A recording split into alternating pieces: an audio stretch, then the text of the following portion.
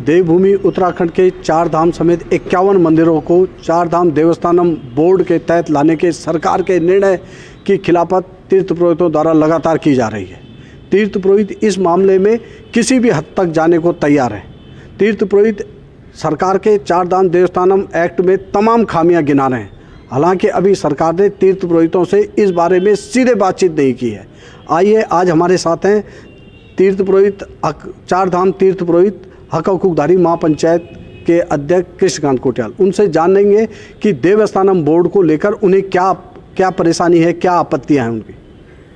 हिंदी है, इंग्लिश में। कोटियाल जी, उत्तराखंड सरकार ने एक एक्ट बनाया है, 4 धाम और 51 मंदिर उसमें शामिल हैं।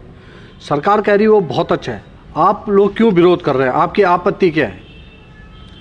हम भी कह रहे हैं 4 धाम तो अच्छे ही हैं, 4 धाम तो अच्छे ही हैं, लेकिन अगर ये सरकार ने ये एक्ट लाना था तो क्या वहाँ के लोग सब मृतप्राय थे कि उनको पूछना भी नहीं था? एक्ट किसके लिए लाया जाता है? जनता के लिए ना। तो जनता को पूछना चाहिए था, मुख्यमंत्री जी को, अन्य उनकी सरकार को।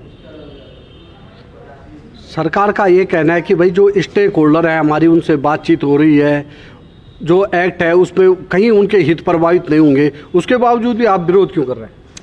किसी से उनकी बात नहीं हो रही हो। जो उनके चमचे ही कहूँगा, जो उनकी प्रशंसा करने वाले हैं, उनसे बात होती है।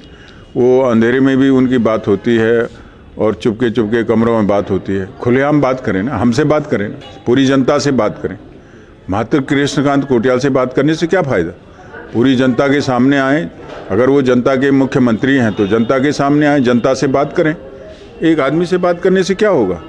सरकार कह रही है कि इस पे तो हाई कोर्ट ने मुहर लगा दी है। क्या मुहर लगा दी? सुप्रीम कोर्ट कुछ नहीं होता क्या? सुप्रीम कोर्ट में मतलब 4 बात अभी पेंडिंग है और जनता जानना चाहती है कि मतलब सुप्रीम कोर्ट क्या निर्णय लेता है उसमें। अभी से कौन से मतलब मोहर लगा दी? हम तो कहते हैं कि मतलब सारे कोर्टों के ऊपर सुप्रीम कोर्ट बैठा है और वो अच्छा न्याय होगा। जनता भी चाहेगी कि मतलब सुप्रीम कोर्ट का अच्छा फैसला आने वाला है, तो तब इनको पता चलेगा। कोरोना के कारण इस बार पता नहीं चल पाया कि आखिर इसकी विरोध की इंटेंसिटी क्या है, पर लेकिन अब अगले साल अगर भगवान ने सही रखा तो कपाट खुलेंगे। उस समय के लिए आपकी स्ट्रेटजी क्या होगी? आप अरे, ये जो मुख्यमंत्री कह रहे हैं कि हमारे प्रधानमंत्री जी का ये ग्रीन प्रोजेक्ट है।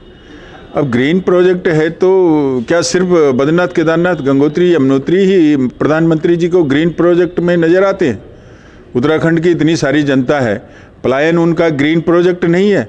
उन्होंने तो कहा था कि पहाड़ की जवानी, पहाड़ का पानी काम आएगा। कहाँ है वो पहाड़ की जवानी और पहाड़? क्यों गांव खाली हो गए पूरे उत्तराखंड के? प्रधानमंत्री को इस बारे में भी तो सोचना चाहिए। हमारे सामने, हमने तो कहा था भाई मुख्यमंत्री पे अगर दम है तो हमारे सामने डिबेट करने आए। हम कहते हैं कि उत्तराखंड की जनता को क्यों धोखा दे रहे हो बार बार? अगर मतलब तुम ग्रीन प्रोजेक्ट पे ही बात करते हो और उत्तराखंड के इन 4 धामों पे बात करते हो, तो अन्य तुम्हारे लोगों के मंदिर हैं वो क्यों नहीं लिए आपने? उनको भी लेना चाहिए था। अच्छा, ड्रीम प्रोजेक्ट में मतलब सतपाल महाराज जी का वो तो ड्रीम प्रोजेक्ट के अंदर नहीं आया। दलीप रावत जी का वो सिद्धबली का वो ड्रीम प्रोजेक्ट में नहीं आया। क्या हम ही रह गई क्या? और ये जो सारे ड्रीम प्रोजेक्ट के वो थे तो मतलब पहले से ये सरकार के अधीन थे ये मंदिर। आज कोई मतलब हमारे पास थे कि मंदिर क्या पहले से सरकार के पास है? क्यों नहीं आपने विकास कार्य किए? आज याद आ रही है आपको विकास कार्य करने की? भाजपा कह रही है आप कांग्रेसी हो इसलिए विरोध कर रहे हैं। कांग्रेसी हो? हमारी तो सारी लाइफ मतलब बीजेपी में गुजर गई।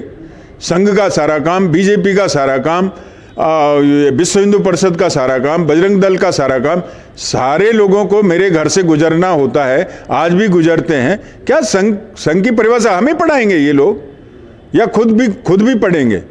हमने तो कहा था मोहन भागवत जी, हिंदुओं के लिए ये एक्ट बनाया जा रहा है क्या? मुसलमान तो आपने लिए नहीं इस परिधि में। कोई मस्जिद आपने नहीं ली, कोई गुरुद्वारा नहीं लिया, कोई चर्च नहीं लिया। जोशीमठ में चर्च हैं, उधर मस्जिद हैं, या वो क्या नाम गुरुद्वारा है, क्यों नहीं लिया आपने? सिर्फ हिंदुओं के लिए, और हिंदुओं के वोट चाहिए आपको। अब अगली बार जब जब चार धाम कपाट खुलेंगे उस समय किस प्रकार का विरोध की स्ट्रेटजी? नहीं, अब ये तो देखो, मतलब इनके लिए एक अहोभाग्य वाली बात थी कि ये कोरोना काल हो गया। कोरोना काल में न तो हम बोल सकते थे, न किसी प्लेटफार्म पे खड़े हो सकते थे, सोशल डिस्टेंसिंग की वो थी, और मुंह पे मास्क लगा के रखो, और तुम वर्चुअल रैली भी नहीं करोगे, फलाना भी नहीं करोगे, ये सो। अब थोड़ा बहुत वर्चुअल रैली के लिए वो हो रहा है, और इनके लिए तो कोई नियम कानून नहीं। बंगाल में ये खूब रैलियां करेंगे, खूब मिलेंगे, खूब आंदोलन करेंगे, वहाँ तो इनके लिए कोई नियम नहीं। हम कर देंगे तो हमारे खिलाफ मुकदमे दायर हो जाएंगे। इसलिए अब भगवान ने चाहा ये कोरोना काल समाप्त होगा, तब इनको लगेगा भाजपा को कि जनता के मन में क्या पीड़ा थी। जब सड़क पे ये उबाल आएगा तब आपको पता चलेगा, इन सब लोगों को पता चलेगा कि हाँ भाई, जनता क्या चाह रही थी। आज तुम दबा रहे हो कोरोना का वो बता करके, हवा बता करके, कोरोना के उसमें सारे लोगों को डरा रहे हो। डराओ, कोई बात नहीं, सत्य की जय होती है। त्रिवेंद्र रावत जी, माननीय मुख्यमंत्री जी, सत्य की विजय होती है।